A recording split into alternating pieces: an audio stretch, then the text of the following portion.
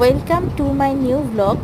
দাঁড়াও, এই যে রান্নাবান্নাগুলো দেখতে পাচ্ছ না, এগুলো স্কুল যাওয়ার আগে সম্ভব হয়নি, কারণ আজকে থেকে আমাদের মর্নিং স্কুল চালু হয়েছে।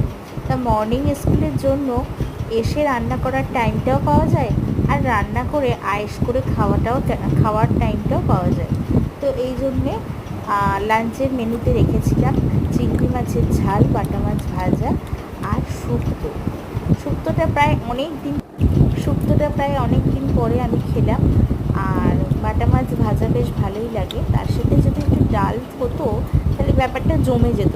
যাই হোক, ডাল হয়নি তো কী হয়েছে, বাটা মাছ ভাজা আর শুকনো ভাত, আর তার সাথে ওই যে পেঁয়াজ আর টমেটো দিয়ে ঝাল করে চিংড়ি মাছটা রান্না করেছিলাম না, সেটা দারুণ হয়েছিল খেতে। তো সব মিলিয়ে লাঞ্চটা জমে গেছিলো। তোমরা কীভাবে লাঞ্চ করছো সেটা জানিও। টাটা।